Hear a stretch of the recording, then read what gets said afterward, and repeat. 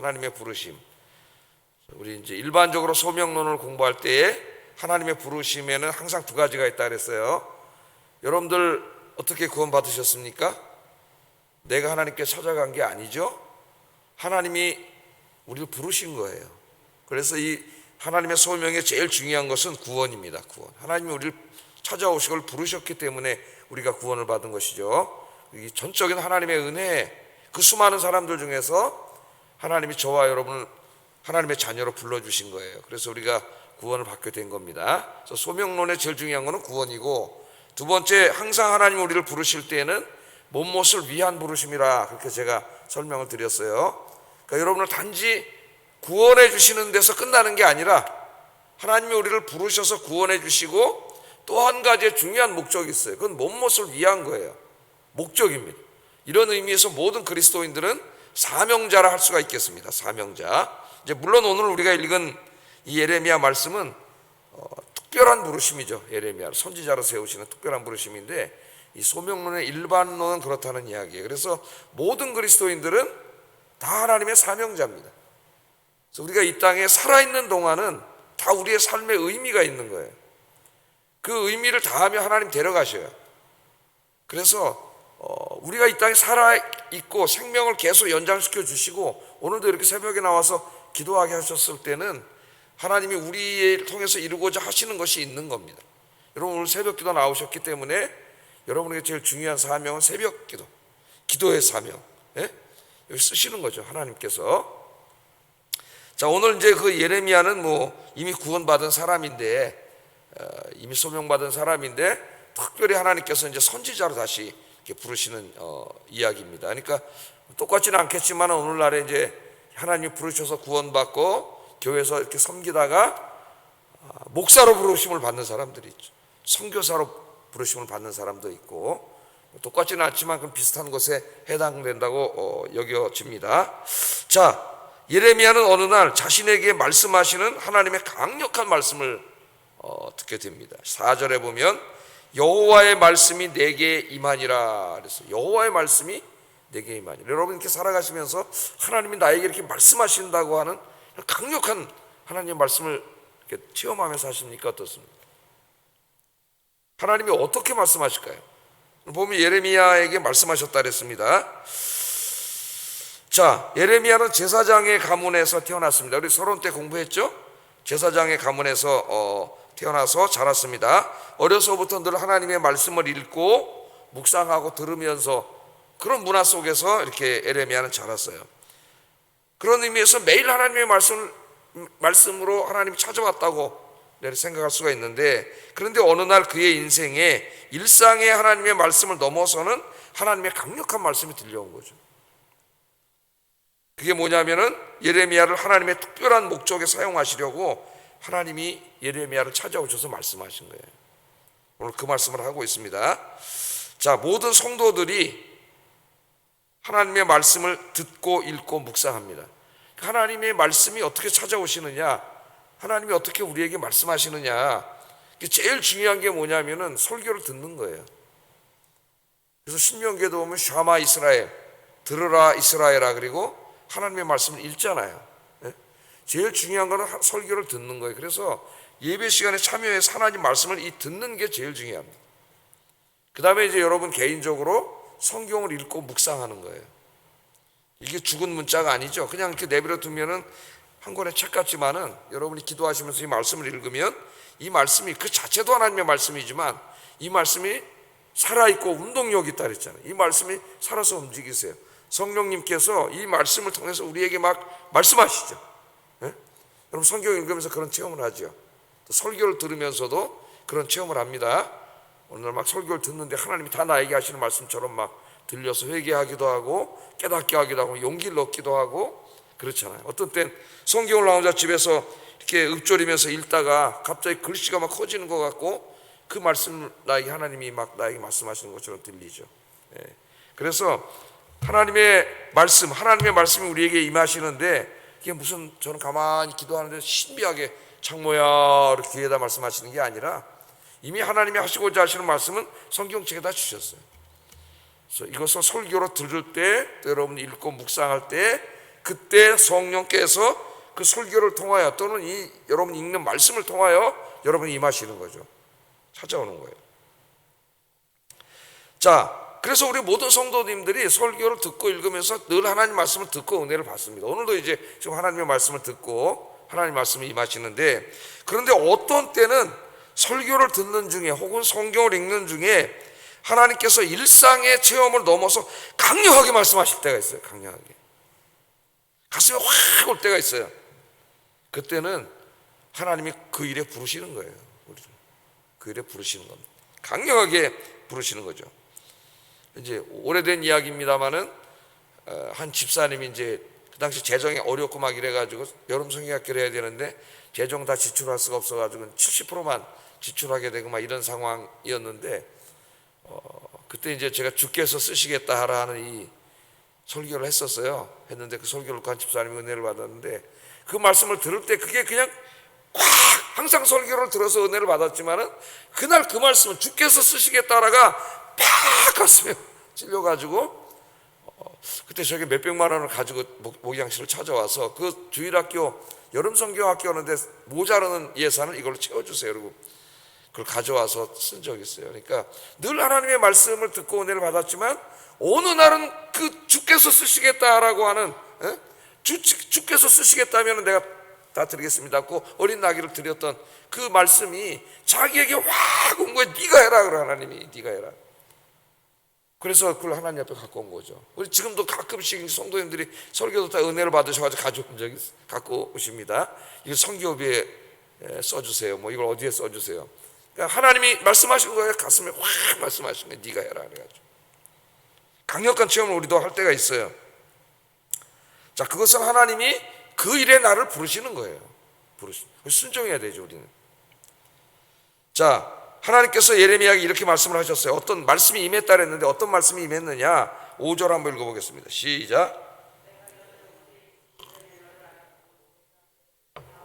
너를 성별하였고 너를 여러 나라의 선지자로 세웠노라. 이 말씀을 전해주는 겁니다. 그러니까 소명이죠, 소명. 그래서 이제 하나님의 일을 하는 사람들은 이런 소명의식이 있어야 돼요. 소명의식은 이 일을 하도록 하나님이 나를 이리로 부르셨다는 얘기, 부르셨다.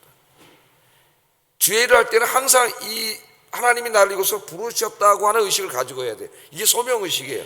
예?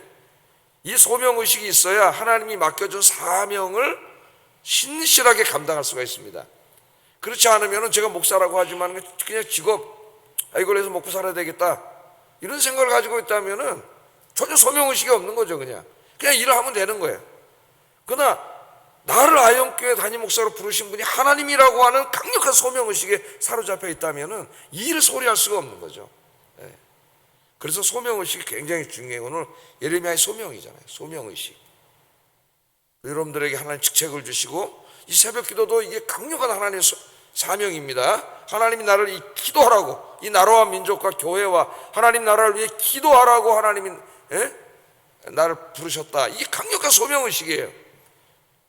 그냥 새벽에 나와서 기도하시는 거예요. 여러분들이 소명의식이 있기 때문에. 여기 보면은 하나님이 세 동사가 나오는데 알았다, 성별했다, 세웠다, 이 세 동사를 사용하고 있습니다. 여기 알았다, 언제부터 알았다 그랬어요? 모태에 생겨나기도 전에. 굉장히 신비한 이야기를 합니다. 사도 바울 선생도 이야기를 하죠. 에베소서에서 사도 바울 선생은 창세 전에 예레미야는 이제 어머니 배에서 생겨나기도 전에 내가 너를 알았다. 그 말은 그냥 너에 대한 정보를 많이 들어서 알았다가 아니고 너를 세웠다, 선택했다는 말이네요. 선택했다. 하나님의 놀라움을 보세요. 그 다음에 너를 성별했다는 말은 하나님의 특별한 목적에 쓰시기 위해서 일상의 영역에서 분리해냈다는 거예요. 분리해냈다. 그 다음에 세웠다는 말은 어떤 일을 맡기시기 위해서 어떤 직책에 임명했다는 말입니다. 세 가지가 다 붙어있는 말인데 사실은 모태에서 생기기도 전에 너를 택해가지고 너를 일상의 영역에서 분리해. 그래서 하나님의 선지자로 내가 너를 세웠다. 하나님 놀라운 말씀을 하십니다. 예레미야에게. 아니 내가 어머니 뱃속에서 생겨나기도 전에 하나님이 나를 택하셨다고? 놀라운 일이죠. 네? 하나님의 신비, 여기서 이루어지는 일이에요. 자, 우리는 여기서 한 사람이 하나님의 일을 하게 하기 위해서 하나님의 일꾼으로 세워지는 것은 인간의 뜻이 이루어지는 것이 아니고 전적인 하나님의 주권임을 알 수가 있습니다. 여러분에게 어떤 직책을 맡기고 이 일을 맡기고 담임 목사를 통해서 했지만은 이 일을 주권적으로 하신 분이 누구예요? 하나님이시죠. 여러분, 집사님이 됐다. 그 집사님이 여러분이 되셨어요. 교회에서 인간들이 임명한 것 같지만은 이 일 모든 바후에는 어떻게 모태소를 짓기 전에 하나님 우리를 이미 택했고 어떻게 했다 그래요? 이미 분리했고 세웠다. 하나님의 절대적인 주권 속에서 일어남을 우리에게 이야기합니다. 이것은 목사나 선교사의 부름에만 해당되는 게 아니고 우리 모두에게 해당되는 말이에요. 우리 모두에게 해당되는 말. 너무나 신비한 것이죠. 하나님 절대적인 주권 속에서 하나님이 여러분들을 이곳으로 부르시고 이 일을 하게 하신 겁니다. 그래서 우리는 세상에 나가서 일을 할 때에도 항상 소명의식을 가져야 돼요. 그래서 루터는 종교개혁을 할 때 모든 직업은 다 하나님의 부르심이라 그랬죠. 목사만 부르신 게 아니에요. 목사만 부르신 게 아니라 여러분이 세상에 나가서 일하는 모든 그 직업은 우리 칼빈 선생도 다 신성한 직업이고 하나님이 여러분을 그리로 부르신 거예요. 부르셔서 그 일을 하게 하시고 그 일을 통해서 하나님이 이루고자 하시는 목적이 있는 거예요. 목적이. 거기서 하나님의 영광을 드러내고 복음을 전하고 하나님의 목적이 있고 또 여러분이 하는 그 일을 통해서 하나님의 영광을 드러내고 하나님 나라를 이 땅에 세워가는 거죠. 목사만 하나님 나라를 세워가는 게 아닙니다. 하나님 여러분에게 주신 모든 재능과 달란트를 가지고 거기에 맞는 직장을 갖고 거기서 일하면 그 각 분야 하나하나를 다 성실히 하는 것도 그것도 하나님의 나라를 이루어가는 거예요. 이 나라에서. 그래서 우리가 항상 가지고 있어야 할 게 뭐냐면은 나를 이곳으로 부르시고 이 일을 이렇게 하신 분은 그게 세상의 일이든 교회의 일이든 다 하나님이 하셨다는 거예요. 하나님이 절대적인 하나님의 주권하에서. 그게 소명의식이에요. 그럼 여러분 오늘도 여기 끝나고 이제 직장에 나가서 하는 일도 일하는 태도와 모든 게 달라집니다. 하나님이 나를 이곳으로 부르셨다고 생각을 합니다. 이런 소명의식을 갖고 살아가시는 여러분 되기를 주의 이름으로 축복합니다. 그러니까 나의 인생이 아무것도 아닌 게 아니에요. 내가 어머니 모태에서 지어지기 전부터 하나님께서 나를 택하시고 부르시고 세우신 거예요.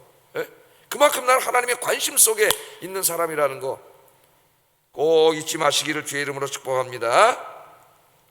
자, 이렇게 하나님께서 예레미야를 부르셨는데 내가 너를 네 어머니 모태에 생기기도 전에 너를 알았고 너를 구별하였고 너를 세웠다. 아우, 너무나 감격해서 예레미야가 와, 하나님 이럴 줄 알았는데 근데 예레미야가 이상한 반응을 합니다. 6절에 한번 읽어보겠습니다. 6절 시작. 말할 줄을 알지 못하나이다. 제가 하겠습니다 그러는 거예요? 거절하는 거예요? 못하겠습니다. 못하겠습니다. 말은 멋있는데 내가 이르되 슬프도소이다. 슬프도소이다. 여호와여 보소서 나는 아이라 그래. 아이기 때문에 말할 줄 모릅니다. 말할 줄 모릅니다. 그렇게 얘기합니다. 선지자로 부름을 받았잖아요. 하나님의 말씀을 가서 이야기해야 되는데 나는 아이라서 말할 줄 모릅니다. 그렇게 핑계를 댑니다. 자신을 아이라고 하는데 예레미야 주석들을 읽어보면 실제로 예레미야의 나이가 상당히 젊었을 것이라고 추정을 하고 있어요. 정확한 나이는 알지 못하지만은 어떤 주석가는 10대 후반까지 추정하는 사람도 있습니다. 정확히 알지는 못해요. 20대가 넘었을 수도 있고 하여튼 젊었던 건 틀림없는 것 같아요. 나는 아이입니다. 근데 놀라웠게도 우리나라에 와서 복음을 전했던 최초의 선교사들이 26살 때 왔어요. 26살이 아이가 아닙니다. 그 복음을 들고 여기 왔던 아펜젤로 언더우드가 26살이라는 사실에 깜짝 놀라고 종교개혁을 했던 그 칼빈 선생이 그 위대한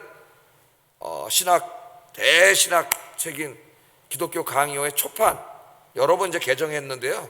초판을 1537년인가 썼는데 그때 26살 때예요. 26살 때.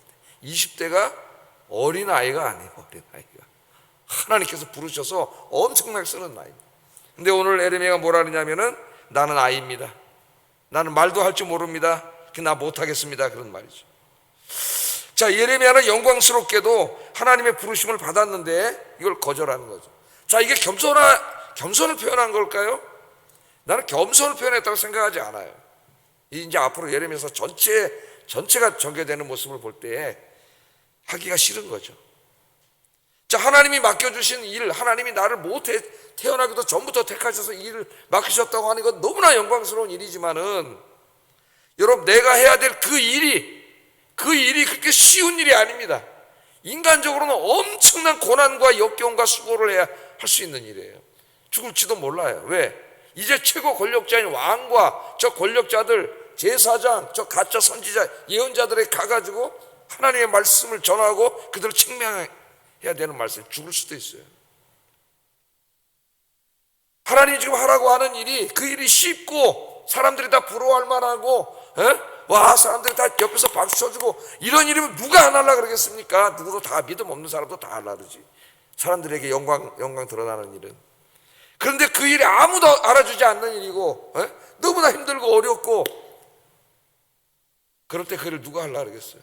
여러분, 무리자 힘든 일이고 수고를 하고 여러분 많은 것들을 헌신해야 되는 일인데 아무도 보지 않아, 아무도 몰라.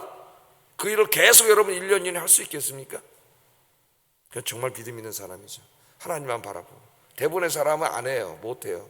남이 알아봐 주고 이렇게 드러나고 그런 걸 좋아하는 거죠. 이 일이 누구도 알아주는 일도 아니고 고생만 하고 힘들고 죽을지도 모르는 일이기 때문에 실제로 나이도 젊은 것도 사실이에요. 그게 핑계가 된 거죠. 나이가 젊다고 못하는 건 아니에요. 그래서 하나님 앞에 못하는 거예요. 못하겠다고 그렇게 이야기하고 있습니다. 자, 예레미야를 읽어보면 모세가 또 생각나죠. 출애굽기 4장 10절에도 하나님이 모세를 찾아와서 바로왕한테 가가지고 내 백성을 구원해서 광야에 나와서 하나님 예배하게 하라, 그리고 약속의 땅까지 인도하라 그랬더니 모세가 간다 그랬어요, 안 간다 그랬어요? 출애굽기 4장 읽어보면 몇 번을 거절합니다. 요 핑계, 저 핑계 됩니다. 거기 보면 우리의 마음이 다 나와 있어요. 힘든 일, 내가 많이 수고해야 되는 일, 헌신해야 되는 일 안 하려고 그러는 거죠. 그런데 그냥 안 한다 그러면 좀 그러니까 핑계를 대는 거예요. 핑계, 요 핑계, 저 핑계 계속 되면서, 그 나중에 하나님 어떻게 하셨어요? 화를 내셨어요. 화를 내셨어요, 하나님께서. 하나님의 부르심에는 우리가 거절할 수가 없는 거예요. 핑계할 수가 없는 거예요. 빠져나갈 수가 없어요. 저도 제가 목사가 될 때 목사 될 마음 꿈도 없었지만은 하나님이 딱 부르시면은 피해갈 수가 없습니다. 여러분, 이 하나님의 일은 쉬운 일이 아니에요. 그래서 예수님께서도 마태복음 16장 24절 25절에 이렇게 말씀하셔서 제자들에게, 시작, 한번 읽어보겠습니다. 시작. 누구든지 나를 따라오려거든 자기를 부인하고 자기 십자가를 지고 나를 따를 것이니라. 누구든지 제 목숨을 구원하고자 하면 잃을 것이요 누구든지 나를 위하여 제 목숨을 잃으면 찾으리라. 아멘. 자기 십자가를 지고 나를 따라야 돼. 십자가를 지는 일이고 주의 길은 자기 목숨까지도 드릴 각오를 해야 되는 일입니다. 우리 예수님이 그렇게 말씀을 하셨어요. 사도 바울 선생도 로마 교인들에게 이렇게 말합니다. 자녀이면 또한 상속자 곧 하나님의 상속자요 그리스도와 함께한 상속자니 우리가 그와 함께 영광을 받기 위하여 고난도 함께 받아야 할 것이니라. 생각건대 현재 고난은 장차 우리에게 나타날 영광과 비교할 수 없도다. 그러니까 이 땅에서 주님을 위해서 헌신하고 수고하고 고난을 당해야 된다는 거예요. 근데 하나님이 그런 사람들에게 갚아주셔. 그런데 우리가 주님을 위해서 당하는 고난이 요만하다면 하나님이 갚아줄 영광은 엄청나게 크기 때문에 비교가 되지 않는 거예요. 꼭 맞는 비유가 아니지만 한 100만 원 투자했는데 하나님이 100억을 주는 거죠. 쉽게 얘기해서 비교가 되지 않는. 진짜 뭐 여기서 100억 준다는 얘기가 아닙니다. 제가 비유로 말씀을 드린 거예요. 비교할 수 없는 영광을 주신다, 그렇게 이야기를 했습니다. 그래서 사도 바울이 고린도전서 15장 9절 10절에 이렇게 고백을 하잖아요. 나는 사도 중에 가장 작은 자라. 나는 하나님의 교회를 박해하였으므로 사도라 칭함받기를 감당하지 못할 자니라. 그러나 내가 나 된 것은 하나님의 은혜로 된 것이니 내게 주신 그의 은혜가 헛되지 아니하여 내가 모든 사도보다 더 많이 수고하였으나 내가 한 것이 아니오 오직 나와 함께 하신 하나님의 은혜라. 그걸 깨닫고 다른 어떤 사도보다도 더 많이 수고하고 그렇게 살았다고 이야기하고 있습니다. 나를 향하신 주님의 은혜를 생각하면서 나를 부르신 분이 하나님이라고 하는 것을 생각하면서 그런 소명의식을 가지고 기쁨으로 십자가를 지고 더 많이 주의 전을 섬기고 봉사하는 여러분 되시기를 주의 이름으로 축복합니다. 자, 예레미야가 이렇게 변명을 하고 못하겠다고 이제 발뺌을 하고 그렇게 했더니 하나님께서 뭐라고 말씀하셨느냐. 7절 한번 읽어보겠습니다. 시작.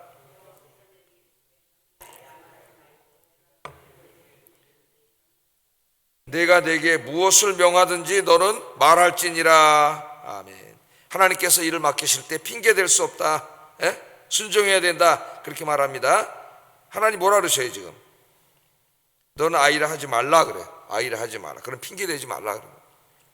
내가 너를 누구에게 보내든지 너는 가야 되고, 내가 네게 무엇을 명령하든지 너는 말할지니라 그랬어. 그러니까 우리는 하나님이 가라고 하는 것에 순종해서 가야 되고, 하나님이 하라고 하신 말씀을 해야 돼요. 우리 목회자들은 굉장히 중요한 것이죠. 근데 요새 이제 젊은 목회자들을 보면은 이 말씀을 잊어먹고 사는 것 같아.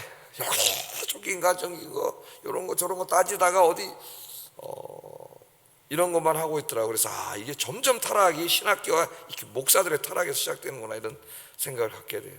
아골골짝 빈들에도 복음 들고 가오리다. 이제 이런 사람은 보이지가 않아. 근데 우리 교회 오신 우리 목사님들은 그런 목사님인 줄로 믿습니다. 우리 교회 오신 목사님들은 진짜 안타까워요. 그래서 그런 게 자꾸 없어지고 이제 하나의 직업이 돼가는 것 같아서, 우리는 그 힘든 것이든 아골골짝이든 뭐 어디든 하나님이 가라고 하신 곳에 가야 되는 것이고, 거기 가서 하나님 전하라고 하신 말씀을 전해야 되는 거죠. 우리 목사들이 사람들이 듣기 좋아하는 말, 복 받는다, 돈 많이 번다, 건강하다 이런 자꾸 얘기를 하려고 해요. 사람들이 듣고 싶은 말을 전하는 목사가 돼서는 안 되고, 그들이 들어야 할 말을 전해요. 들어야 될 말이 뭐예요? 성경 말씀이고, 그 말씀은 때로 아픈 말씀이고 책망하는 말씀이고 꾸중하는 말씀일 수도 있어요. 이 말씀이, 이것은 뭐 목사들에게만 해당되는 게 아니라 우리 모두에게도 마찬가지입니다. 다 새해 또 하나님 일을 맡겨주시고 사명을 주시면 하나님이 가라고 하는 것에 우리는 가야 되는 것이고, 하라고 하신 거 해야 되는 것이고, 말하라고 하는 것은 말해야 되는 거예요. 우리는 전적으로 하나님께 순종해야 됩니다. 그 보네포 목사님 여러분 잘 아시잖아요. 독일의 나치와 정화에 싸우다가 순교하신 그런 목사님인데, 맨 처음에는 피시 나와서 미국의 유니온 신학교에서 가르쳤어요. 가르치는데 기도하는데 자기 조국이 자꾸 나치가 점령을 해가지고 전쟁을 일으키고 2차 대전이 일어나고 주변 민족들 자꾸 괴롭히고 유대인들 죽이고 막, 자기는 이제 미국의 신학교에서 자유와 그런 평안한 속에서 신학생들 가르치면서 살고 있는데, 기도하면 할수록 마음이 계속 성령께서 네가 가라. 그래서 어느 날 독일로 가기로 결심을 해요. 가면 죽습니다. 나치를 비판하고 있기 때문에 해외에 나가서도. 그런데 가요. 그러니까 친구들이 미국에 있는 신학교 교수들을, 목사들이 막 말렸어요. 못 가게 잡았어요. 그때 보네포 목사 유명한 말을 해요. 나도 내 마음대로 할 수 있다면은 가고 싶지 않습니다. 거기 가자마자 공항에서 체포돼가지고 고문당하고 할 텐데, 내 마음대로 할 수 있다면 가고 싶지 않습니다. 그런데 내 안에 하나님께서 가라고 하시는데 어떻게 내가 안 갈 수가 있습니까? 그런 마음을 한번 가져본 적이 있나요, 여러분?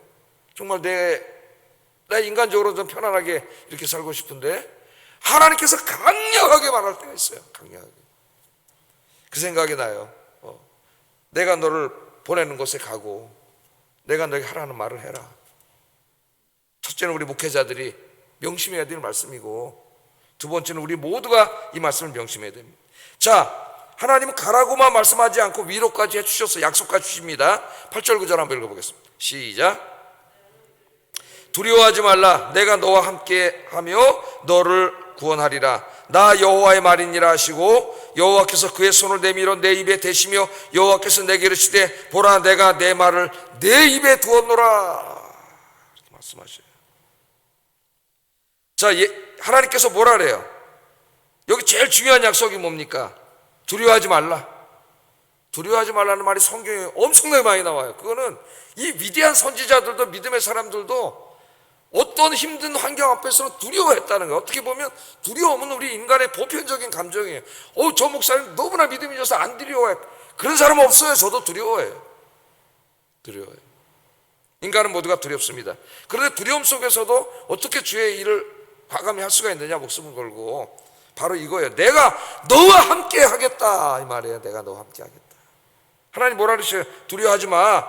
내가 너와 함께하고 너를 구원하고 네 입에다가 내가 전할 말을 내가 주리라. 기독교 2000년 역사에서 그 수많은 고통과 역경을 겪으면서 때로는 순교하고 감옥에 가고 힘든 역경 속에서 고난을 당하면서 주의를 한 사람들은 우리보다 더 용기가 있는 사람들이 아닙니다. 믿음이 있는 사람이. 어떤 믿음이? 오늘 여호와에게 약속하신 내가 너와 함께 하리라. 하나님이 나와 함께 하신다는 거. 내가 어디에 있든지 하나님이 나와 함께 하신다고 하는 이 믿음이 있으면 그 믿음으로 할 수 있는 거예요. 믿음으로. 하나님의 말씀을 전하는 감당하는 하나님의 말씀을 전하고 교회를 섬기는 일을 감당하는 사람의 사명 감당해야 되는 두렵습니다 우리가. 그러나 하나님 약속이 있어요. 내가 너와 함께 한다. 혼자가 아닙니다. 여러분 어느 부서에서 어디서 무슨 일을 하고 이렇게 할 때 혼자가 아니고 하나님께서 늘 함께 하시는 줄로 믿습니다. 그러면서 이제 마지막으로 에레미야가 해야 될 일이 10절이에요. 한번 읽어봅니다. 시작.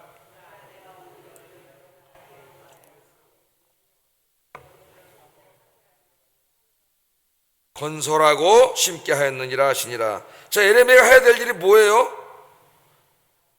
너를 여러 나라와 여러 왕국 위에, 그러니까 이 이스라엘만이 아니라 그 열방을 넘어섭니다. 네가 그것들을 어떻게 해요? 뽑고 파괴하고 파멸하고 넘어뜨리고 다 때려 부수는 거예요. 그 다음에 마지막에 부수는 것만이 아니라 건설에 세우는 일도 있어요. 그럼 예레미야가 이제 망치 하나 들고 가야 됩니까? 오해모 하나 들고 딱 가가지고 그냥 다 때려 부숴요? 뭐로 때려 부시는 거예요? 하나님의 말씀으로. 하나님의 말씀을 증거함으로 하나님의 말씀에서 벗어난 모든 우상 숭배와 죄악의 문화들을 하나님의 말씀으로 부수는 거예요. 말씀이 선포돼서 그 인간들의 마음속에 사악하게 자리 잡은 모든 마음과 사상과 이념과 그들이 만든 제도와 모든 것들을 때려 부수는 거죠. 뭘로 때려 부숴요? 말씀으로 강력한 하나님의 말씀으로 때려 부수고. 때려 부수는 게 목적이 아니에요. 우리 기독교는 중요한 건 뭐 하기 위해서 부시는 거예요? 세우기 위해서. 말씀으로 다시 세워야 됩니다. 이건 에레미야의 사명이고 또 우리 목회자들의 사명이 있지만 여러분에게도 중요한 사명이 있어요. 하나님의 말씀으로 여러분의 삶과 인생과 여러분의 가정 안에 또 우리 교회 안에 하나님이 기뻐하지 않은 모든 것들을 다 뽑아버리고 때려 부수고 여러분의 인생, 가정, 여러분이 섬기는 우리 아현교회를 하나님의 말씀으로 다시 건설하고 세우는 일에 헌신하는 여러분 되시기를 주의 이름으로 축복합니다. 기도하겠습니다. 하나님이 나를 이곳으로 또 이 자리로 부르셨다는 소명의식을 갖고 살게 하소서. 세상에 나가서 무슨 일을 하든 또 가정에서 풀타임 전업적으로 하든 교회 와서 섬기든 무슨 일을 하나님의 일이든 하나님이 맡겨준 세상의 일이든 나를 이곳으로 부르신 분이 하나님이시라고 하는 거. 이게 소명의식이라 그랬어요. 그 안에서 무슨 일을 하게 하기 위해서 부르셨다는 소명의식을 갖고 살게 하소서. 두 번째, 하나님이 가라고 하는 것, 하라고 하시는 일들을 그게 어떤 일이든지 또 교회 안에서 어떤 일이든지 기쁨으로 잘 감당하게 하소서. 기도하시고 마지막으로 주의 말씀으로 내 인생과 삶과 교회 안에 잘못 세워진 것들을 부수고 말씀으로 다시 세우게 하소서. 기도하겠습니다.